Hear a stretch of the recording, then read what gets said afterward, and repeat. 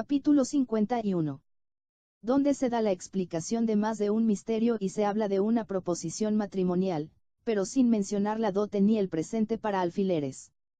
2 días después de ocurridos los sucesos narrados en el capítulo anterior, Oliver montaba en un coche de camino que debía conducirle velozmente a la población en que vio la luz primera. Acompañábanle la Molly y señorita Rosa, la buena señorita Bedwin y el excelente doctor, y, ocupando una silla de posta, seguían el señor Brownlow y otra persona, cuyo nombre no mencionaremos por ahora. Muy poco se hablaba durante el viaje, pues Oliver se sentía dominado por una agitación y una incertidumbre que le impedían poner en orden sus pensamientos y le privaban casi del uso de la palabra, y esa agitación y esa incertidumbre producían efectos casi idénticos en todos sus compañeros. Por el señor Brownlow sabían ya y Oliver las declaraciones de Manx, y aunque todos estaban persuadidos de que el objeto del viaje era acabar una obra con tan brillantes auspicios comenzada, no es menos cierto que el asunto se presentaba envuelto en dudas y misterios que a todos traían recelosos y suspensos. Tanto Brownlow como el doctor tuvieron buen cuidado de impedir que llegara a oídos de la noticia de los trágicos acontecimientos ocurridos recientemente.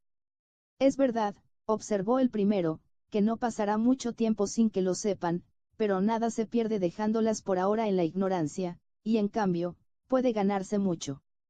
El viaje, pues, nada tenía de alegre, todos los viajeros guardaban silencio, todos hacían mil reflexiones acerca del objeto que en el coche los había reunido, pero nadie estaba dispuesto a exteriorizar en forma sensible los pensamientos que le embargaban. Pero si Oliver había permanecido silencioso mientras se dirigía a su ciudad natal por un camino que le era perfectamente desconocido, no le sucedió lo mismo al cruzar sitios que le recordaron tiempos antiguos. ¿Qué de emociones nacieron en su pecho al recordar la época en que había recorrido aquel mismo camino a pie, pobre, desvalido, huérfano, sin protección, sin hogar, sin un techo compasivo que le ofreciera asilo? Mire usted, exclamó Oliver, haciendo anhelante la mano de Rosa y sacando el brazo por la ventanilla del carruaje. Por aquel portillo pasé, al abrigo de aquellas cercas me escondí, temiendo que me dieran alcance mis perseguidores y me obligaran a volver. Aquel sendero que cruza los campos conduce a la casa en que me tuvieron de niño, a la sucursal del Hospicio Asilo. Oh, Ricardito, qué placer, amigo mío, si pudiera verte ahora. Muy pronto podrás disfrutar de esa alegría, contestó Rosa, tomando entre sus manos las de Oliver. Le dirás que eres muy feliz, que te has hecho rico, y que tu mayor placer es volver a buscarle para hacerle feliz también a él. Sí, exclamó entusiasmado Oliver. Y lo sacaremos de allí, y lo vestiremos y lo instruiremos, y lo enviaremos al campo para que crezca y engorde, ¿verdad que sí? Rosa contestó con una señal afirmativa, pues las lágrimas de felicidad que corrían por las mejillas del muchacho mientras sonreía, habían afectado profundamente y casi le impedían hablar. Usted será para él muy buena, muy dulce, porque lo es para todo el mundo, repuso Oliver. Ya sé que llorará usted cuando Ricardito le cuente su historia, sí, llorará. Pero no importa. Se secarán las lágrimas y volverá a sonreír, ya lo creo que volverá. También mi historia la hizo llorar a usted, y, sin embargo, ahora sonríe. Cuando yo me escapé, mi amiguito me dijo, Dios te bendiga. Prosiguió el muchacho, profundamente afectado. Cuando yo le vea ahora, le diré, Dios te bendice. Llegados a la población, y sobre todo, cuando penetraron por sus estrechas calles, hízose no poco difícil contener al muchacho dentro de los límites racionales. Allí continuaba en el sitio mismo en que antes estuvo la funeraria de Sowerberry, aunque con menos lujo que en tiempos pasados, si no mentían los recuerdos de Oliver. Allí estaban las tiendas, las casas que tan bien conocía, la mayor parte de las cuales le recordaban algún incidente de su vida. Allí estaban el carro de Gamfield, el mismo carro que siempre vio, frente a la puerta de la vieja posada. Allí el Hospicio Asilo, triste prisión donde se deslizaron sus años más tempranos, con sus ventanas que, ceñudas, miraban a la calle. Allí, en la puerta, el mismo portero tan flaco, tan chupado como siempre, a cuya vista retrocedió involuntariamente Oliver, aunque segundos después se rió de su tontería. Allí, en las puertas de las casas o asomadas a las ventanas docenas de rostros que Oliver recordaba perfectamente. Allí lo encontró todo igual, como si lo hubiera dejado la víspera, como si su vida reciente no hubiese sido más que un sueño feliz. Era, sin embargo, una realidad pura, feliz, deliciosa. El carruaje rodó en derechura a la fonda principal de la población, edificio que siempre había mirado Oliver con religioso temor, tomándolo por suntuoso palacio, y que ahora creía que había desmerecido mucho en grandiosidad y proporciones, donde encontraron al señor Grimwig, que les recibió con muestras de alegría, que besó a la señorita y también a la dama cuando descendieron del carruaje, exactamente lo mismo que si él hubiera sido el abuelo de toda aquella familia, y que se deshizo en sonrisas y frases agradables, sin que ni una sola vez se le ocurriera indicar que estaba dispuesto a comerse su propia cabeza, ni aun cuando un postillón viejo le llevó la contraria acerca de cuál fuera el camino más recto para ir a Londres, y sostuvo con tesón que lo conocía mejor que nadie, no obstante no haberlo recorrido más que una vez, y esa, profundamente dormido. La comida estaba preparada, para todos había habitaciones dispuestas y todo estaba arreglado y previsto cual por arte mágico. A pesar de todo, al cabo de media hora, pasada la primera emoción, todos quedaron tan silenciosos y preocupados como durante el viaje. El señor Brownlow no acudió a la mesa común, pues se hizo servir la comida aparte. Los otros dos caballeros entraban y salían azorados, sus rostros reflejaban ansiedad y con frecuencia se hablaban al oído. En una ocasión llamaron a la Miley, la cual, al cabo de una hora de ausencia, volvió con los ojos hinchados a fuerza de llorar. Todos estos detalles llenaron de inquietud a Rosa y a Oliver, únicos que al parecer no estaban al tanto de los nuevos secretos. Esperaban, pues, silenciosos, y si alguna palabra cambiaban, hacíanlo en tono muy bajo, cual si hasta el timbre de sus propias voces les diera miedo. Al fin, a eso de las 9, cuando creían que nada averiguarían por aquella noche, entraron en la habitación los señores Losberne y Grimwig, seguidos por Brownlow y otro hombre cuya presencia arrancó a Oliver un grito de sorpresa, pues le aseguraron que era hermano suyo, y, sin embargo, era el mismo con quien tropezó en la posada de la población a la cual llevó la carta para el doctor cuando Rosa estuvo enferma, y el que junto con Fagin se presentó en la ventana de su cuarto. Manx lanzó al muchacho una mirada de odio, que ni aun allí supo disimular, y tomó asiento cerca de la puerta. El señor Brownlow, que llevaba algunos papeles en la mano, se acercó a la mesa junto a la cual estaban sentados Rosa y Oliver. He de cumplir un deber penoso, dijo, pero es preciso que repita aquí la substancia de estas declaraciones, firmadas en Londres a presencia de varios testigos. De buen grado hubiera perdonado a usted esta humillación, pero antes de separarnos, es necesario que las oigamos de boca de usted, ya sabe por qué. Adelante, dijo el interpelado, volviendo a medias la cabeza. Despachemos cuanto antes. Me parece que he hecho bastante, no me entretenga mucho tiempo aquí. Este muchacho, dijo el señor Brownlow, poniendo su mano sobre la cabeza de Oliver, es su hermanastro, el hijo ilegítimo de su padre Edmundo Leeford, mi amigo más querido, y de la pobre Inés Fleming, fallecida a raíz de haberle dado a luz. Sí, respondió Manx, mirando de soslayo a Oliver, cuyo corazón apenas latía, y que temblaba como un azogado. Ese es su hijo bastardo.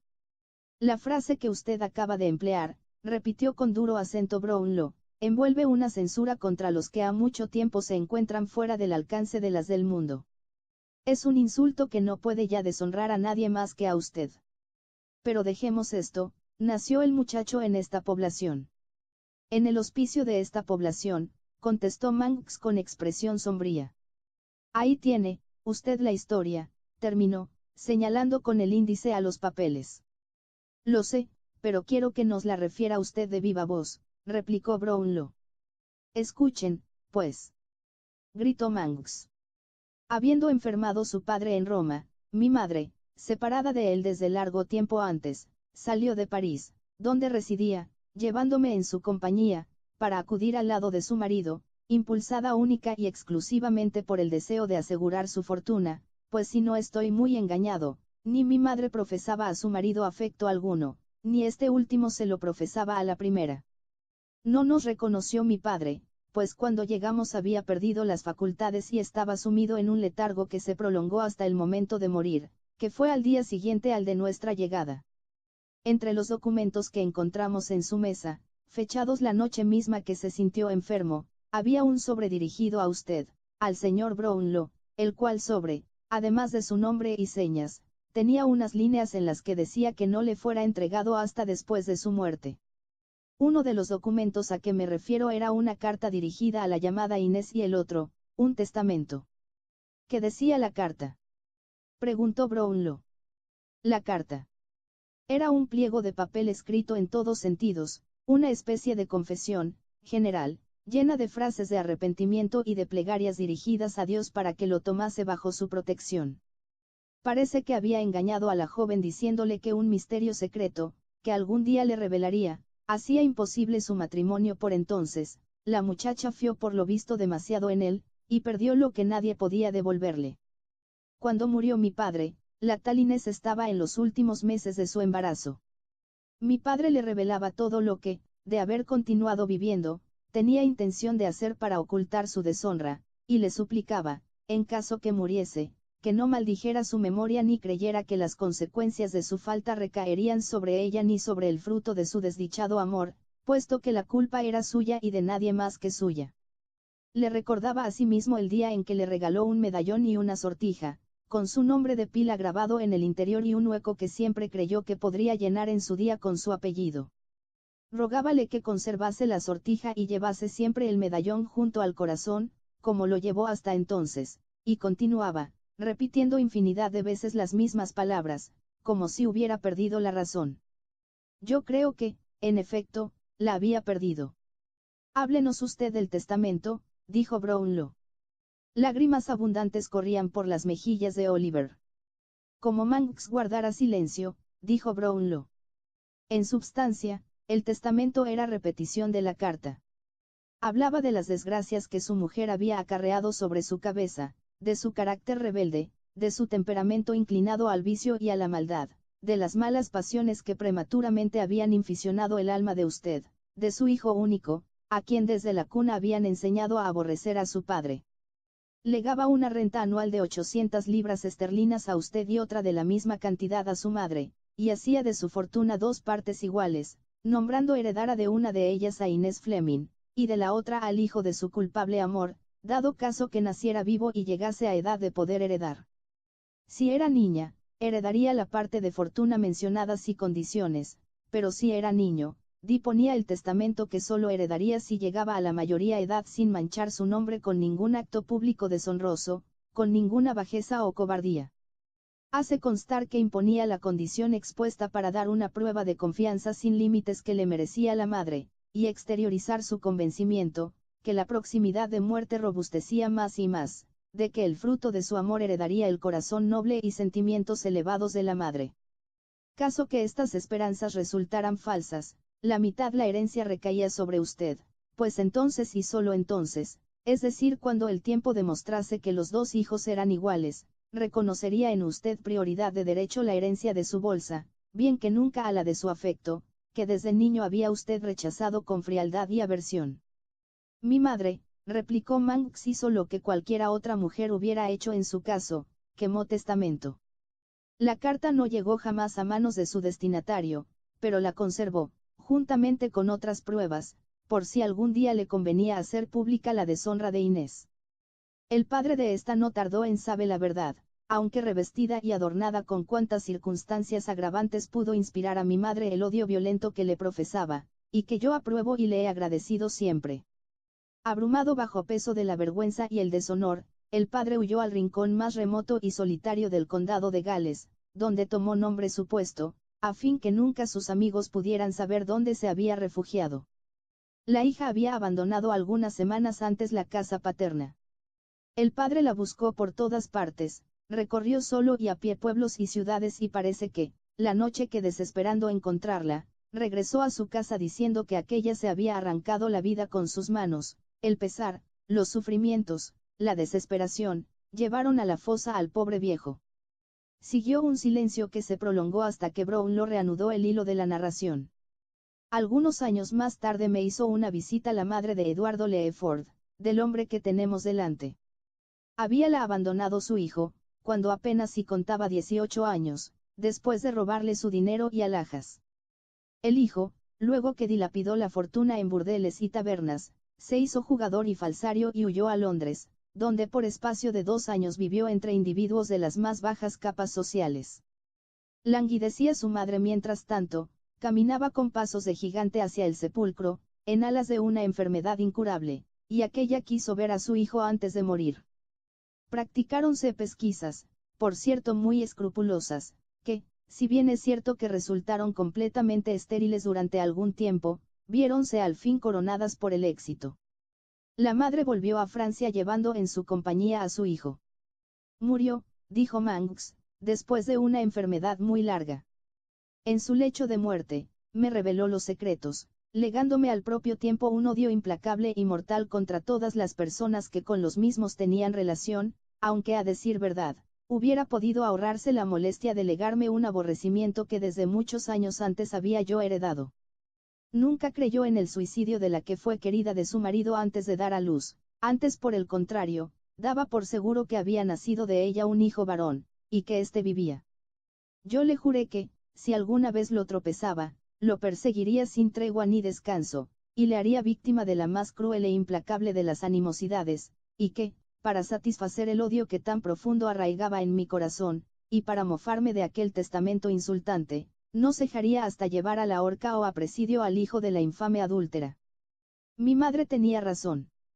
De los amores criminales había nacido un niño, que al fin tropecé en mi camino. Principié muy bien, y de no haber sido por las habladurías de una miserable, habría terminado mejor.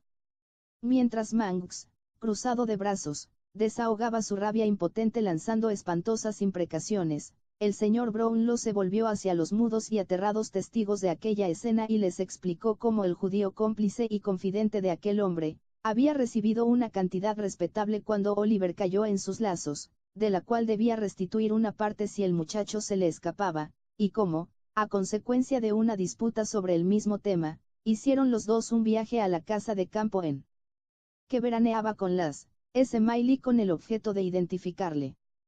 ¿Y el medallón y la sortija?, preguntó Brownlow, volviéndose hacia Manx, ¿dónde están? Los compré al hombre y a la mujer de quienes hablé a usted, los cuales los habían robado a una enfermera, que a su vez los robó a un cadáver, contestó Manx, sin alzar la vista. Ya sabe usted lo que hice de ellos.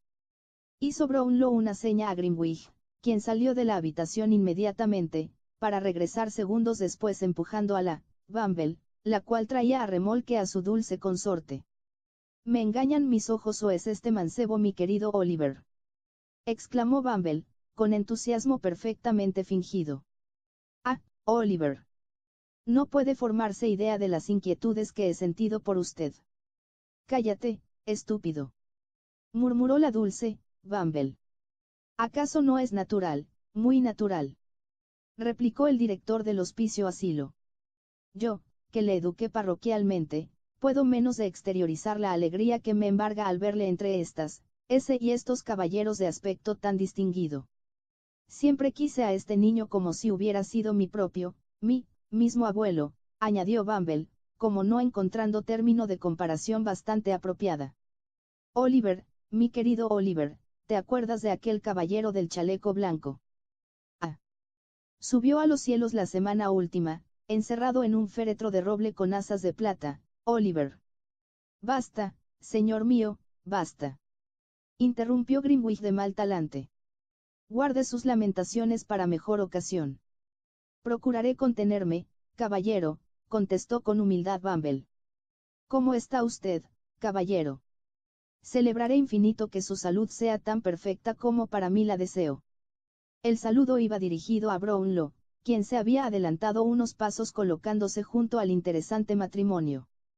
¿Conoce usted a ese hombre?, preguntó Brownlow, señalando con el índice a Manx. No, señor, respondió Bumble sin titubear.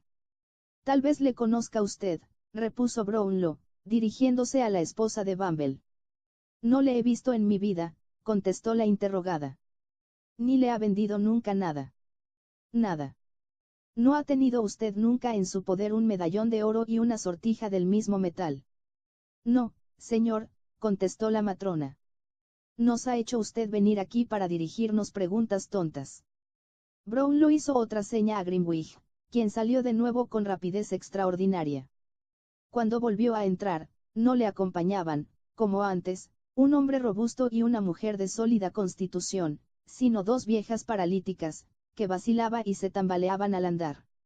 Usted cerró la puerta la noche que murió la vieja Sara, dijo la primera de las recién llegadas, tendiendo su brazo temblón hacia la Bumble, pero ni pudo ahogar el sonido ni tapó las rendijas de la puerta. No, añadió la otra, tendiendo miradas cansadas en derredor. No, no, no. Oímos muy bien que la moribunda trataba de confesarle a usted lo que había hecho, y vimos que usted arrancaba de su mano un papel. Al día siguiente, la seguimos cuando fue usted al Monte de Piedad. Sí, repuso la otra. Se trataba de un medallón y una sortija de oro. Vimos que entregaban a usted esos objetos, oh. Estábamos, cerca, muy cerca. Y aún sabemos más, añadió la primera. Hace mucho tiempo que nos refirió la vieja Sara todo lo que aquella joven le dijo antes de morir, a saber, que sabiendo que su fin estaba próximo, quería morir cerca de la tumba del padre de su hijo, y que hacia ella se encaminaba cuando la sorprendió la enfermedad. ¿Quiere usted que hagamos entrar también al dependiente del Monte de Piedad? Preguntó Grimwig, dando un paso hacia la puerta. No, contestó la matrona. Puesto que ese hombre, añadió, señalando a Manx, ha tenido la cobardía de confesar, y por otra parte han sonsacado ustedes a estas brujas, nada tengo que decir. Vendí los objetos que son motivo de sus preguntas, y se encuentran donde no han de poder recogerlos. ¿Qué más quieren saber? Nada, contestó Brownlow. Nada más deseamos saber ni nada más tenemos que hacer, sino evitar que, en lo sucesivo, usted y su digno marido ocupen un cargo de confianza. Pueden retirarse.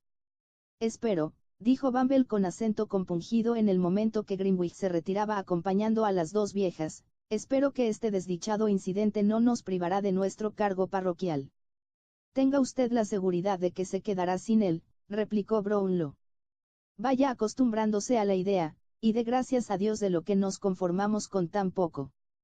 Fue todo obra de mí, ella me obligó, observó el ex-bedel después de asegurarse de que su cara mitad se había ido ya.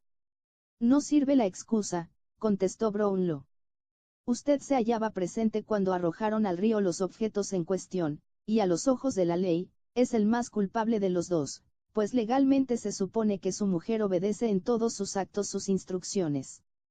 Si la ley supone semejante desatino, replicó Bumble, estrujando el sombrero entre sus manos, la ley es una estúpida de tomo y lomo. Sí, como dice usted mira la ley, a buen seguro que mira con ojos de soltero, y lo peor que a la ley puedo desearle, es que le abra los ojos la experiencia, sí, la experiencia. Dichas las palabras anteriores, Bumble se encasquetó el sombrero, metió las manos en los bolsillos del pantalón, y salió siguiendo a su mujer. Señorita, dijo Brownlow, dirigiéndose a Rosa. Deme la mano, pero no tiemble, que no son para asustarla las pocas palabras que me restan decir a usted. Si tienen, no comprendo que puedan tenerla, pero si tienen relación directa conmigo, le agradecería que las dejase para otra ocasión, en este momento me encuentro sin fuerzas y sin valor. Está usted en un error, replicó Brownlow, tiene más valor del que dice, se lo aseguro. ¿Conoce usted a esta señorita? Sí, respondió Manx, que era a quien la pregunta iba dirigida. No creo haber visto a usted nunca, terció con voz débil Rosa. Yo, en cambio, la he visto a usted muchas veces, dijo Manx. El padre de la infortunada Inés tuvo dos hijas, repuso el señor Brownlow.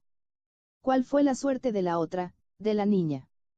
La niña, contestó Manx, luego que murió su padre en país extraño, bajo nombre supuesto, sin dejar una carta, un libro, un pedazo de papel, un objeto cualquiera que pudiera ser indicación del sitio en que podían encontrarse sus parientes o amigos, la niña, repito, fue recogida por unos pobres aldeanos que cuidaron de ella como si hija suya fuera. Adelante, dijo Brownlow, indicando a la señora Miley que se acercase. Siga usted. No pudo usted descubrir dónde estaba la niña, repuso Manx, pero allí donde la amistad se estrella sale a veces triunfante el odio.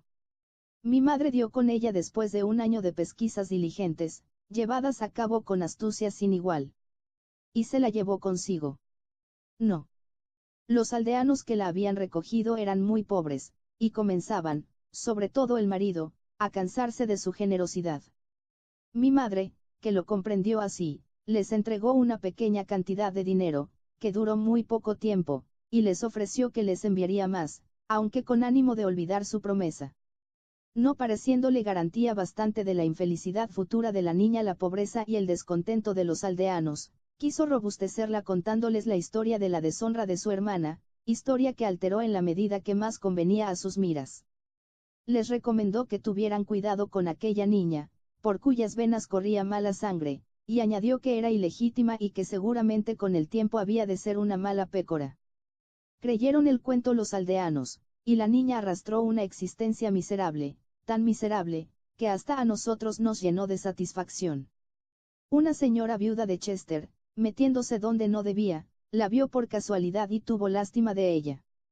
La llevó a su casa. El diablo debió volvernos las espaldas por entonces, pues a pesar de todos nuestros trabajos, que no fueron pocos, la niña continuó en casa de la viuda y fue feliz. Hace 2 o 3 años la perdí de vista, y no volví a tropezarla hasta hace 2 o 3 meses. ¿La ve usted ahora? Claro que sí. Apoyada en su brazo de usted. Mas no por eso deja de ser mi sobrina, terció la señora Miley, abriendo sus brazos a la niña, próxima a caer desmayada, no por eso deja de ser mi hija querida. Por todos los tesoros del mundo no renunciaría ahora a ella. Mi dulce compañera, mi hija idolatrada. La única persona que me ha querido, exclamó Rosa, abrazando a la dama. La que yo más quiero y reverencio en el mundo, oh. Mi corazón va a estallar, no puedo resistir tanta emoción. Y tú eres y has sido siempre para mí la mejor, la más dulce de las hijas, la que me has dado a probar las delicias de una felicidad que con ninguna otra de la tierra puede compararse, dijo la bondadosa dama, abrazándola una y otra vez. Pero, vaya, querida mía. No olvides que hay quien espera anhelante tus brazos. Pobrecillo, mírala, mírala, ahí tienes a tu tía. No. Mi tía no. Gritó Oliver, echándole los brazos al cuello y besándola con transporte. Nunca la llamaré tía, la llamaré hermana, hermana cariñosa, hermana adorable, a quien mi corazón me enseñó a amar con ternura desde el momento que la vi. Rosa, mi querida Rosa, cuánto te quiero, oh. Respetemos las lágrimas que rodearon por las mejillas de los dos huérfanos, y las palabras entrecortadas que se cruzaron durante el prolongado abrazo que siguió, son lágrimas y palabras sagradas. En un momento, y en el mismo instante, encontraban y perdían a un padre, una hermana y una madre. La misma copa les ofrecía dulces alegrías y tristezas amargas. No eran, empero, de pesadumbre sus lágrimas, pues la misma pena que anegaba sus almas aparecía tan dulcificada por recuerdos los más gratos y tiernos, que quedaba limpia de toda sensación dolorosa y convertida en dicha solemne. Mucho tiempo permanecieron solos. Unos golpecitos dados a la puerta anunciaron que alguien esperaba fuera. Abrióla Oliver, y se fue presuroso, cediendo el puesto a Enrique Miley. Todo lo sé, comenzó diciendo este, sentándose junto a la encantadora joven. Mi querida Rosa, nada ignoro. No me trae aquí el azar, añadió, al cabo de una pausa prolongada, ni ha sido tampoco hoy cuando me han revelado lo que pasa. Lo supe ayer, no antes. No adivinas que vengo a recordarte una promesa. Alto. Exclamó Rosa. Dices que lo sabes todo.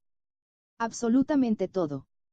Recuerda que me diste permiso para volver sobre el asunto que en nuestra última entrevista tratamos, siempre que lo hiciera dentro del plazo de 1 año. En efecto.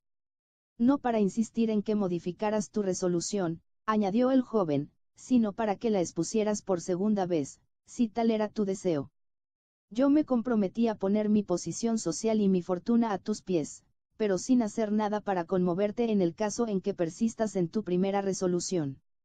Los mismos motivos que entonces guiaron mi conducta habrán de guiarla ahora, contestó con entereza Rosa.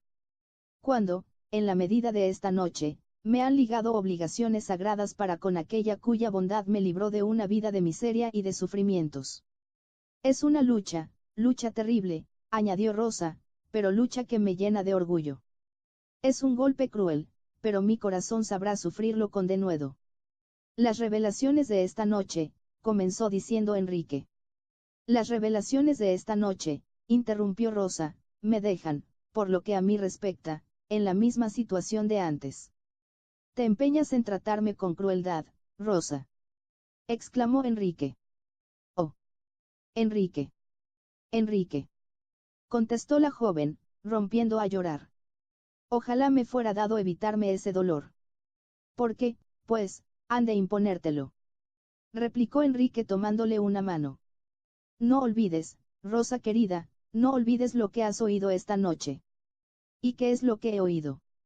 Exclamó Rosa. ¿Qué es lo que he sabido? Que la deshonra, al envolver a mi familia, tan profundamente afectó a mi pobre padre, que le obligó a esconderse donde, oh. No hablemos de ello, Enrique, que harto se ha hablado ya. No, no. Aún no. Gritó Enrique, deteniendo a la joven que se levantaba para marcharse. Esperanzas, deseos, sueños, ilusiones, sentimientos, todo, excepto el amor que te profeso, ha sufrido en mí un cambio radical. Hoy no te ofrezco ya un puesto elevado entre una sociedad consagrada a las agitaciones y grandezas del mundo, de ese mundo envidioso y miserable, donde hay que sonrojarse de todo menos de lo que realmente es vergonzoso y vil, te ofrezco nada más que una cosa, un corazón y un hogar. Rosa, querida, única cosa que te puedo ofrecer. ¿Pero qué significan tus palabras? Preguntó la joven. Significa que cuando me despedí de ti, lo hice con la resolución firme de destruir todos los obstáculos que pudieran alzarse entre nosotros dos, decidido a pedir un puesto en tu rango social si me era imposible llevarte a ti al mío, y a volver mis espaldas con desprecio a todo aquel que te mirase con desdén. Eso es lo que he hecho ya. Los que por ese motivo se han alejado de mí, se han alejado también de ti, demostrándome que tenías tu razón. Protectores poderosos, amigos influyentes, individuos de mi familia que entonces me prodigaban sonrisas, me miran con indiferencia, no importa. Quedan en Inglaterra risueñas campiñas y árboles seculares en una de las regiones más ricas, con una aldea, y una iglesia, que son míos, querida. Allí me espera una casita rústica, Rosa, donde viviré contigo más orgulloso y contento que rodeado de todos los esplendores del mundo. He aquí mi rango, he aquí mi posición actual. Ambos los pongo a tus pies. Nada tan desagradable como tener que esperar a enamorados a la hora de cenar, dijo Grimwig, que acababa de descabezar un sueño. A decir verdad, la cena estaba esperando hacía bastante tiempo. Ni la señora Miley, ni su hijo, ni Rosa, pues los tres se presentaron juntos en el comedor, pudieron encontrar nada que justificase su tardanza. Esta noche sí que me han asaltado tentaciones muy serias de comerme mi propia cabeza, pues he llegado a temer que no tendría otra cosa para satisfacer mi hambre, repuso Grimwig. Si se me permite la libertad, ofreceré mis respetos a la futura de Enrique. Sin esperar permiso, Grimwig abrazó a la pobre niña, cuyas mejillas se pusieron encendidas como la grana, y como el ejemplo es contagioso, seguidamente imitaron la conducta de Grimwig y el doctor Losberne. No faltaban maliciosos que aseguran que quien había roto el fuego fue Enrique Miley, antes de salir de la habitación obscura inmediata, pero otras personas dignas de crédito dicen que el joven no se atrevió a tanto. Oliver, hijo mío, exclamó la señora Miley. ¿De dónde vienes? ¿Por qué esa tristeza? Veo lágrimas en tus ojos, ¿qué te pasa? Cuán fecundo en decepciones es el mundo. Nuestras esperanzas más queridas, precisamente las que más honran a nuestra naturaleza, son con frecuencia las primeras en disiparse. El pobre Ricardito había fallecido. Capítulo 52.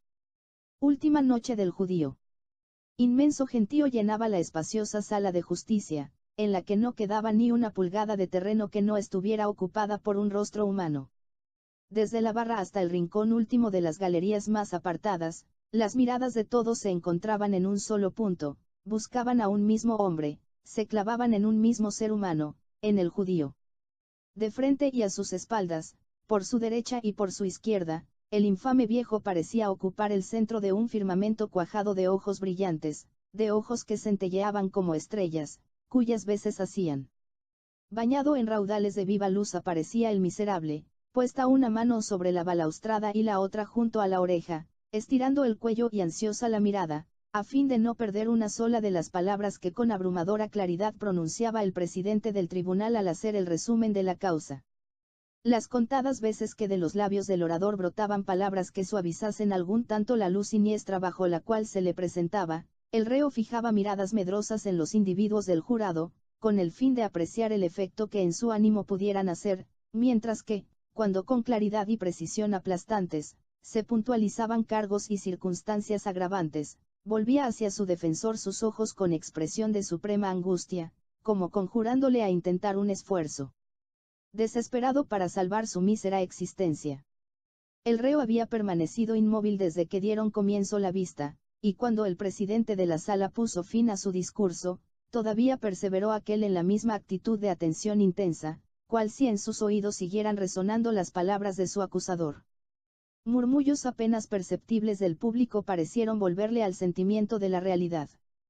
El criminal alzó los ojos, y vio que el jurado se retiraba a deliberar. Sus miradas se desparramaron entonces por la galería, y vio que las gentes se levantaban para verle la cara, que muchos recurrían a sus anteojos y que otros cuchicheaban con sus vecinos, clavando en él miradas de aborrecimiento. Eran muy pocos los que sin acordarse al parecer de él, esperaban con impaciencia la reaparición del jurado, admirándose de que tardase tanto en ponerse de acuerdo sobre el veredicto. En ninguna cara, ni aun entre las de las mujeres, que había muchas, pudo encontrar la más ligera muestra de simpatía hacia su persona, ni otra expresión que la del deseo de que fuera condenado. Cuando con mirada extraviada se hacía cargo de todo, restablecióse el silencio, y volviendo la cabeza, tropezaron sus ojos con el calabocero, quien le tocó en un hombro sin decir palabra. El reo le siguió como un autómata hasta el banquillo. Desde allí, volvió de nuevo sus miradas a la galería. Algunas personas estaban comiendo, otras se hacían aire con los pañuelos, pues la aglomeración de gente había caldeado la atmósfera. Un joven dibujaba a lápiz su cara. La imaginación del reo volaba suelta, mariposeando de un pensamiento a otro con rapidez pasmosa. Si aquel veía a sus jueces, preguntábase por qué vestirían aquellas togas, cómo se las pondrían y cuál sería su precio. Reparó en un caballero gordo que había salido sobre media hora antes y acababa de volver, y esa circunstancia le sugirió la idea de que habría ido a comer y fue motivo suficiente para que hiciera 1000 cábalas acerca de la comida que le habrían servido, y dónde se la habrían servido. Y no quiere esto decir que ni por un instante se viera libre su imaginación del espectáculo pavoroso y opresor de la fosa abierta a sus pies, no, era una imagen que le acosaba insistente, pero en forma vaga, sin concentrar, sin absorber toda su potencia imaginativa. Así, por ejemplo, mientras temblaba y se estremecía ante la idea de su muerte próxima, contaba los clavos que adornaban una puerta monumental que tenía enfrente, y se preguntaba quién y cuándo habría roto la cabeza de uno de ellos, y deseaba saber si la arreglarían o la dejarían como estaba. Alzábase ante sus espantados ojos la silueta siniestra del cadalso, y cuando se estremecía al pensar en los horrores de la horca, puso fin a sus reflexiones para seguir los movimientos de un hombre que comenzó a regar el suelo para refrescarlo un poco. Sonó al fin un grito imponiendo silencio. El reo volvió la cabeza, y vio que salían los individuos del jurado junto a él pasaron, mas nada pudo leer en sus rostros, impasibles como el mármol. Reinó un silencio profundo, aterrador, un silencio de muerte. Nadie se movía, nadie respiraba, hubiérase dicho que no había nadie en la sala. Luego se oyó una voz que dijo: «Culpable». Gritos frenéticos estallaron en el auditorio, gritos que repitieron 1000 gargantas, gritos a los que hicieron eco la infinidad de personas que, no hallando asiento ni hueco en la sala, esperaban en la puerta y en la calle. Aquellos gritos, semejantes al horrísono bramar del trueno, eran de alegría. Aquellas buenas gentes se regocijaban y saboreaban por anticipado el placer de ver ahorcar a un hombre el lunes próximo. calmóse el tumulto, y preguntaron al reo si quería oponerse a la sentencia de muerte que pesaba sobre él. Fagin había vuelto a su actitud de antes y miraba con fijeza al que acababa de interrogarle, pero este hubo de repetir 2 veces más la pregunta antes que el judío diera pruebas de haberla oído, y cuando se dio por entendido, de su garganta no salieron más que palabras entrecortadas, siempre las mismas, que era un viejo, un viejo, un viejo y nada más. Leyeron la sentencia de muerte en medio de un silencio terrible, y el sentenciado la escuchó con la impasibilidad de una estatua de mármol, sin que se contrajera uno solo de los músculos de su cara. Todavía continuaba escuchando con el cuello estirado, la cara de espectro, abiertos y sin expresión sus ojos y torcida la boca, cuando el carcelero le puso una mano sobre el hombro y le indicó que le siguiera. El reo le miró con expresión de imbecilidad perfecta, y siguió sin replicar. Obligáronle a cruzar una sala baja donde esperaban varios presos turno para comparecer ante sus jueces. Muchos hablaban con sus parientes o amigos a través de una reja que separaba la sala del patio donde aquellos se encontraban. Nadie dirigió la palabra al condenado. En cambio, a su paso, los presos se separaron para que pudieran verlo bien los que se apiñaban en la reja, le silbaron y dirigieron 1000 denuestos. El judío enarboló el puño y a buen seguro que lo hubiera dejado caer sobre alguno, pero los que le conducían se interpusieron, y le obligaron a penetrar por un corredor tétrico que apenas y medio iluminaban algunos faroles.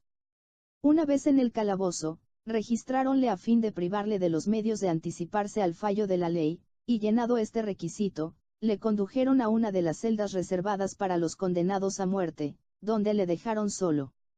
Sentóse sobre un banco de piedra que había frente a la puerta, y que debía servirle de silla y de cama, y bajando al suelo sus ojos, intentó poner algún orden en sus pensamientos. A poco comenzó a recordar fragmentos sin hilación de lo que el juez había dicho, aunque cuando fueron pronunciados no se dio cuenta de haber oído una palabra. Poco a poco fue ordenando las frases y uniendo los conceptos, y al cabo de algunos esfuerzos mentales la verdad de su situación se desplegó con toda claridad ante sus ojos. Morir ahorcado, morir ahorcado. Cuando las tinieblas se enseñorearon del calabozo, por la imaginación del desdichado reo comenzaron a desfilar todos los hombres que había conocido y que habían muerto sobre el patíbulo, algunos de ellos por causa suya. Levantábase en sucesión tan rápida, que a duras penas podía contarlos. A muchos los había visto morir, y de no pocos se habían reído porque subieron al patíbulo con la oración en los labios. Muchos de los condenados que veía debieron pasar sus horas postreras en la misma celda en que él se encontraba. Las tinieblas eran tan densas que se podían palpar. ¿Por qué no encenderían luz? ¿Cuántos siglos haría que habían construido aquel calabozo, y cuántos criminales habrían pasado desde allí al otro mundo? Parecía lúgubre cripta atestada de cadáveres, la hopa, el nudo corredizo, brazos agarrotados, rostros lívidos que él conocía perfectamente, cabezas envueltas en el fatídico velo, luz, luz. Cuando sus manos, a fuerza de golpear las paredes y las puertas del calabozo, estaban magulladas, aparecieron 2 hombres, uno de ellos llevando una vela que introdujo en un candelero de hierro empotrado en el muro, y el otro arrastrando un jergón donde debía pasar la noche en compañía del condenado, que no estaría solo ni un momento más. Llegó la noche, tétrica, siniestra, silenciosa. Hay quien cuando pasa la noche en vela se alegra de oír sonar las horas de la iglesia, porque las campanadas le anuncian la continuación de la vida y la proximidad del nuevo día. Para el judío, las horas eran mensajeras de desesperación. Cada sonido era para él la señal de agonía, cada campanada llevaba a su calabozo, envuelta en sus vibraciones graves, profundas, monótonas, una sola palabra: muerte. ¿De qué le serviría el ruido, el movimiento, la alegre algazara del despertar de la mañana?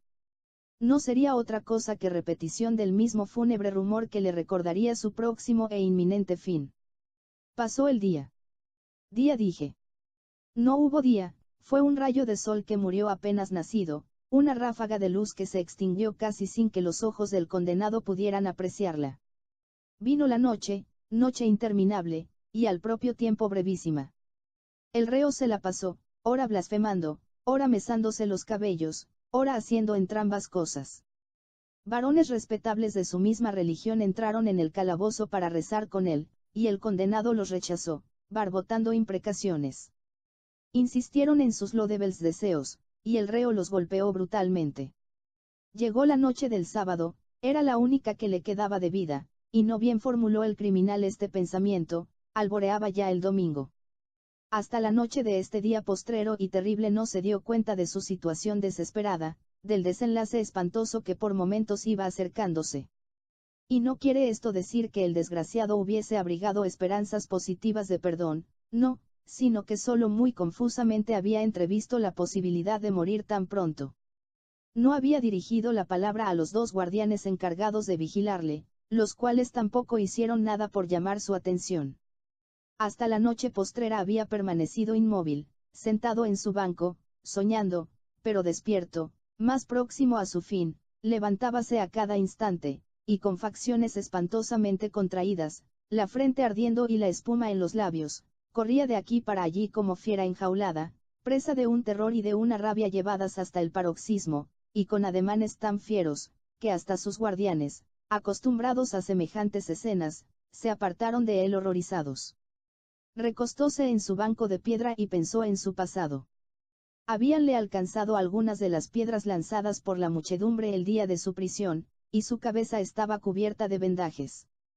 Mechones de cabellos rojos caían en desorden sobre su cara, blanca como la de un fantasma, su espesa barba causaba horror, y de sus ojos brotaban destellos de fuego, no tan ardientes como el que corría por sus venas y que encendía la fiebre, las 8, las 9, las 10. Si no era un sueño, si no se trataba de una burla preparada para aterrorizarle, si aquellas eran horas reales y positivas que se perseguían unas a otras con rapidez vertiginosa, ¿dónde estaría él cuando las agujas de los relojes hubieran dado una vuelta al cuadrante y las horas volvieran a sonar? Las 11, ¿cómo? No han cesado aún las vibraciones de las 11 campanadas, y suenan ya las 12. A las 8 de la mañana sería él el único que formaría el duelo en su propio funeral. Jamás los espantosos muros de Nougat, testigos de tantos sufrimientos, de tantas agonías, velo tenebroso que les ha ocultado, no ya solo a la vista, sino también al pensamiento de los hombres, presenciaron espectáculo semejante. Si las contadas personas que aquella noche pesaron frente a la sombría prisión, preguntándose qué habría en aquellos momentos el desgraciado a quien ejecutarían al día siguiente, le hubieran visto tal como estaba, a buen seguro que no habrían podido pegar los ojos. Desde las primeras horas de la noche hasta próximamente las 12, penetraban de tanto en tanto en la cárcel grupos formados por 2 o 3 personas, para preguntar, con la ansiedad pintada en sus semblantes, si habían llegado nuevas de que el reo fuera indultado. Recibida la alegre contestación negativa, apresurábanse a transmitirla a los grupos que impacientes la esperaban en la calle, examinando la puerta por la cual saldría el condenado y mostrándose unos a otros el sitio en que se alzaría el patíbulo, después de lo cual se alejaban, bien que con el firme propósito de asistir al espectáculo. A medianoche la calle quedaba completamente desierta.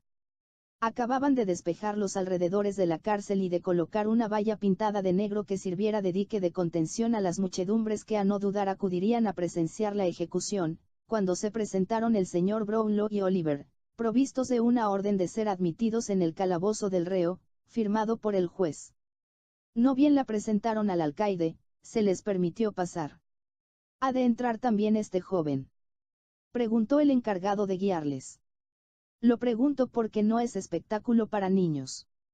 Ciertamente que no lo es, amigo mío, contestó Brownlow, pero el asunto que aquí me trae tiene relación muy íntima con este mancebo.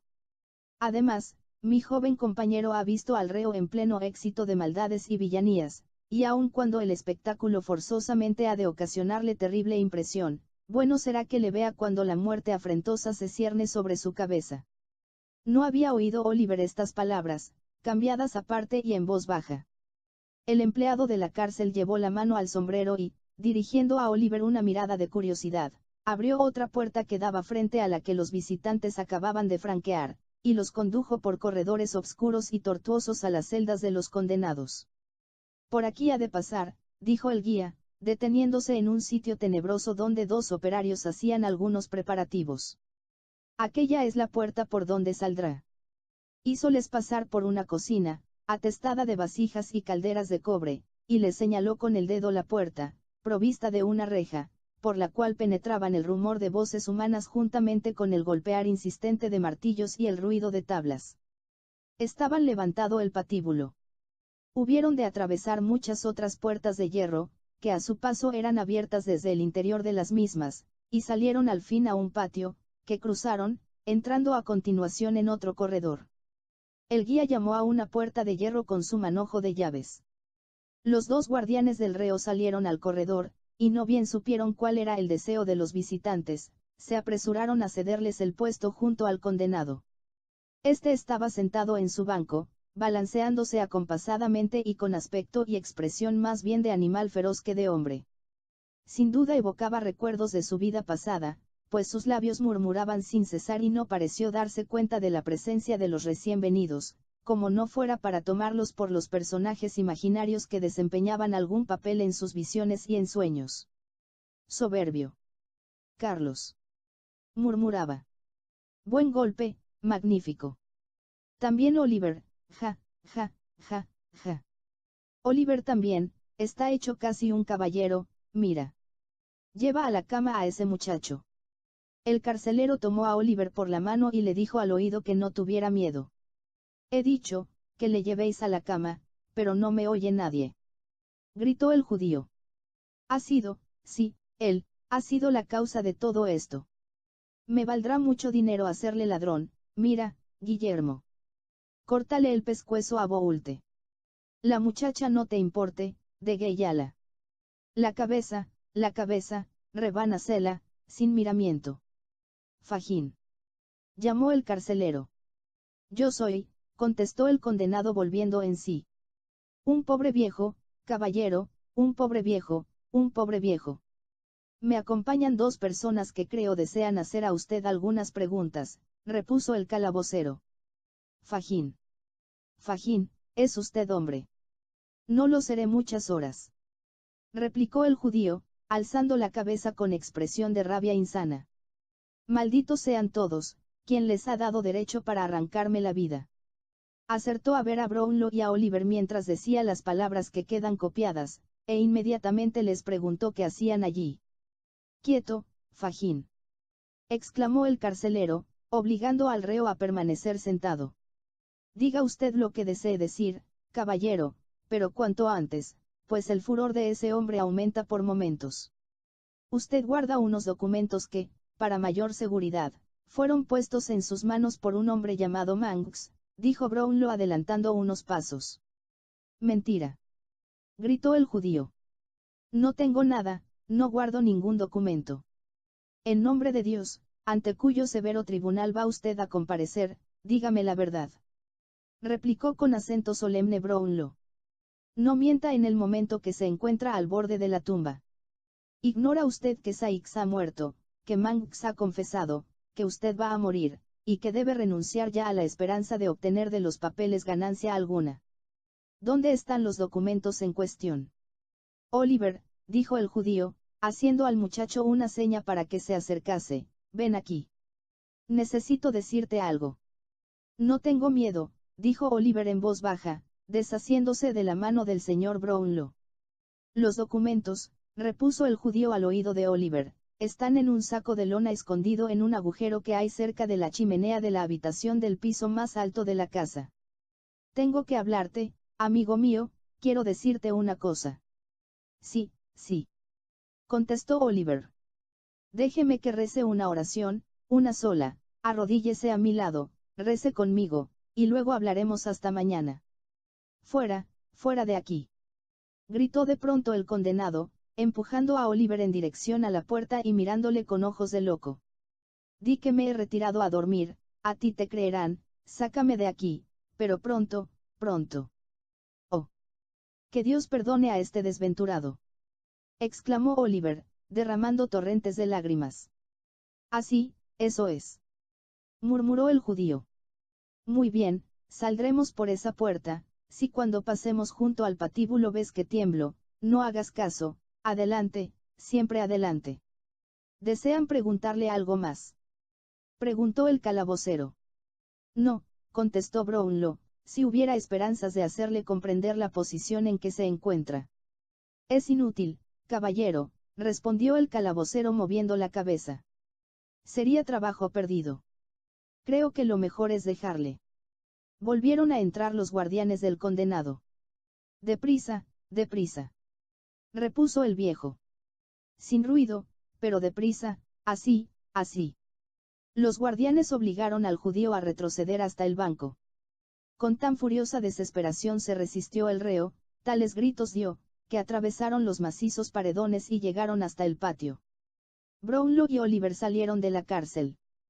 Faltó poco para que la espantosa escena que acababan de presenciar rindiera desmayado al muchacho, quien en más de una hora apenas sí, ayudado por su acompañante, pudo dar muy contados pasos.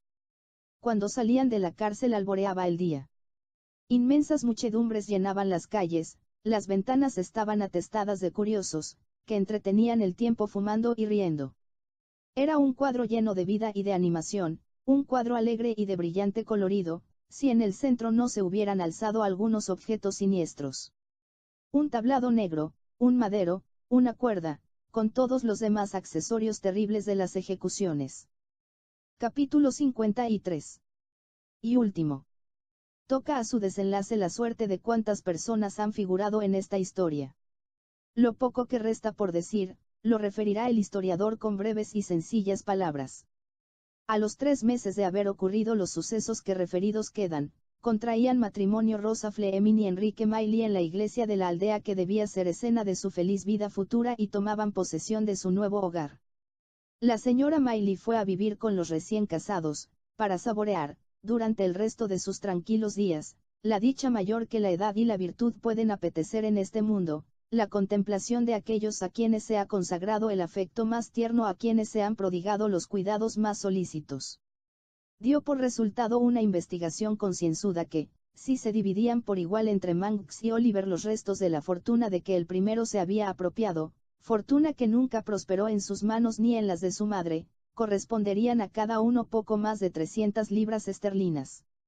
Ateniéndose a las disposiciones testamentarias de su padre, hubiera podido Oliver quedarse con todo, pero el señor Brownlow, a fin de no privar al hijo mayor del único medio que le quedaba de corregirse de sus antiguos vicios y de vivir honradamente, propuso la partición de la fortuna, y su proposición fue aceptada con alegría por Oliver. Manx, sin renunciar a su nombre supuesto, se retiró con su dinero a una región remota del Nuevo Mundo, donde, después de dilapidarlo en muy poco tiempo, volvió a entregarse a sus malas costumbres. Una estafa le valió varios meses de cárcel, y apenas salido de esta, otro delito mayor volvió a encerrarle, muriendo al fin en presidio. También murieron miserablemente y lejos de su patria, casi todos los individuos restantes de la cuadrilla de Fagin. Brownlow adoptó por hijo a Oliver y fue a vivir con él y su anciana ama de gobierno muy cerca de la morada de la pareja de los recién casados, formando así una familia reducida tan feliz como mortal pueda serlo en este mundo. Poco después del matrimonio de Rosa, el buen doctor volvió a Chertsey, donde, privado de la compañía de sus buenos amigos, no habría tardado en experimentar honda pesadumbre si esta señora hubiese sido compatible con su temperamento, y se hubiera vuelto gruñón y displicente de haber sabido cómo hacerlo. Por espacio de 2 o 3 meses se contentó con insinuar que temía que los aires de Chertsey fueran perjudiciales a su salud, y más tarde, convencido de que el pueblo no era ya para él lo que había sido, cedió su clientela a su ayudante, alquiló una casita de camposita en las afueras de la aldea en que vivían sus antiguos amigos, y recobró la salud y el buen humor como por encanto. Con la impetuosidad que constituía el fondo de su carácter, se dedicó a la agricultura, a la pesca, a la caza, a la carpintería y a 1000 otros oficios similares, y en todos ellos se hizo famoso y autoridad única en la materia por todo el contorno. Antes de levantar su casa de Chertsey había cobrado profundo cariño a Grimwig, al que el excéntrico anciano correspondió con todo su corazón. Huelga decir que, mediando tan viva amistad, Grimwig menudeaba sus visitas a la casita de campo del doctor, y mientras aquellas duraban, Grimwig plantaba, pescaba y se dedicaba a la carpintería con tanto ardor como el buen doctor. Lo que no ha perdido es la afición a llevar a todos la contraria. No pasa domingo que no critique el sermón que a sus feligreses dirige el cura de la aldea, pero en las barbas del interesado, lo que no obsta para que luego, cuando se encuentra a solas con el doctor, confiese que le parece orador excelente.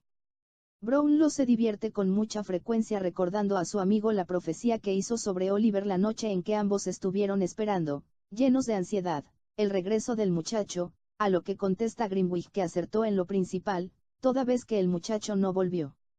Noah Claypole, absuelto libremente como recompensa por haber denunciado a Fagin, y teniendo en cuenta que su nuevo oficio tenía más quiebras de las que eran de desear, vivió como Dios le dio a entender durante algún tiempo, bien que cuidando de que el trabajo no le matase. A fuerza de pensar en su porvenir, acabó por encontrar un puesto en la policía secreta, puesto que le permitió vivir en lo sucesivo honradamente. Su trabajo se reduce a salir a la calle un día a la semana a la hora de la celebración de las funciones religiosas, siguiendo a Carlota, que viste respetablemente. La señora cae desmayada frente a la puerta de la casa de alguna persona caritativa, el caballero corre a buscar 3 peniques de brandy, gracias a los cuales recobra aquella el conocimiento, al día siguiente da parte, y cobra la mitad de la multa impuesta a los que facilitan bebidas alcohólicas. A veces es el mismo señor Claypole quien cae desmayado, pero el resultado definitivo es el mismo. Destituido, privado de su cargo el matrimonio Bumble, quedó gradualmente reducido a la mayor indigencia y miseria, concluyendo por ingresar como pobres asilados en el establecimiento de caridad donde en otro tiempo habían reinado como señores absolutos. No faltan personas que han oído decir al señor Bumble que no puede menos de bendecir una degradación que le libró de la compañía de su dulce mitad. Giles y Brittles continúan firmes en sus puestos, aunque el primero está completamente calvo y el segundo tiene el cabello blanco. Duermen en la casa del matrimonio Miley, pero como reparten sus atenciones y servicios entre todos los habitantes de la aldea, y tan pronto se les ve sirviendo a Oliver, como al señor Brownlow o al doctor, este es el día en que no ha sido posible poner en claro de quién son en realidad criados. Carlos Bates, lleno de saludable horror a raíz de haber cometido Saix su repugnante crimen, comenzó a pensar si no sería mejor entregarse a una vida decente y honrada. Pensó que sí, y decidió romper con su pasado y rendir culto a la laboriosidad. Luchó con tesón, tropezó con obstáculos numerosos y muy grandes, hubo de sufrir mucho y por mucho tiempo, pero triunfó al fin, y hoy es uno de los ganaderos más prósperos y alegres del condado de Northampton. La mano del que traza estas líneas vacila al llegar al final de su tarea, porque de buena gana continuaría el hilo de las aventuras de muchos de sus personajes. Me duele decir adiós a las personas entre las cuales me he movido tanto tiempo, me duele no compartir la dicha que saborean pintándola. Quisiera presentar a Rosa Miley en todo el esplendor de sus gracias, inundando de viva luz los caminos de la vida de sus amigos y de gozo sus corazones.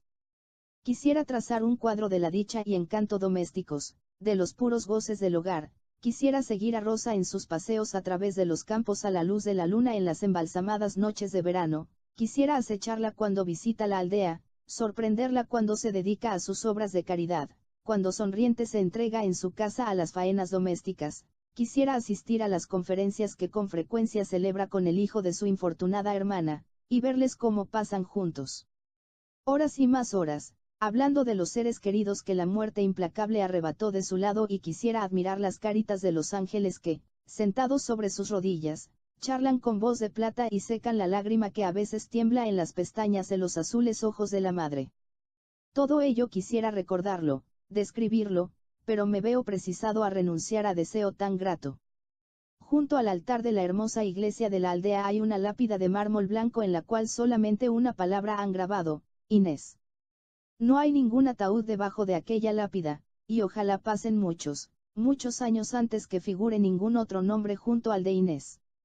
Si es verdad que las almas de los muertos descienden alguna vez a la tierra para visitar los lugares consagrados por el amor que sobrevive a la muerte, el que no se detiene en la tumba, creo que la sombra de Inés vagará muchas veces sobre la lápida, creo que no la ahuyentará el hecho de que la lápida se encuentre en una iglesia, pues, en realidad la desgraciada no cometió más falta que la de ceder a una debilidad harto disculpable.